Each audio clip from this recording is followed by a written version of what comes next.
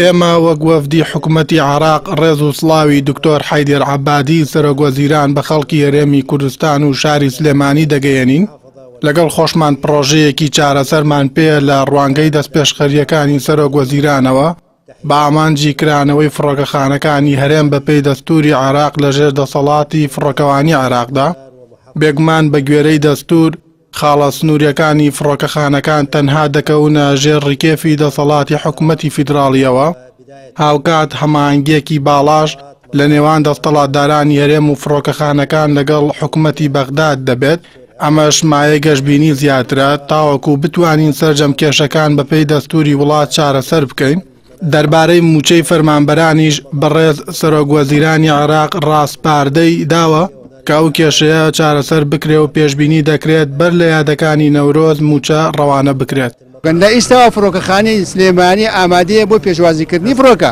بەڵام هەر کاتێ فڕۆکە ئامادە بێت کە فڕۆکەنێت هیچ شتێ ناکرێت. پێدوایەکەی فڕۆکە ئامادە بێ و گەشتەکان ئامادە. ئەوە ئەمێنێتەوە سەر دەسەڵاتی فڕۆکەوانی عێراق بۆ عادەکردنی جەدوەلەی ئەو گەشتانی کە ڕێئەخرێت. هەتا ئێستا هیچ ئاماژەیەک نییە بۆ هیچ گۆڕانکاریەک لە ستافی بەڕێوەبردنی فڕۆکەخانە غێری تەنسیق و هەمانجی بێت. ئێمە داهات تەسلیمی بانقەکەین بانقش دەست وەزارەتی دارایی حکوومەتی هەرێم حکوومەت بۆ حکوومەت تەپاکتای ئەو پارەیەکە.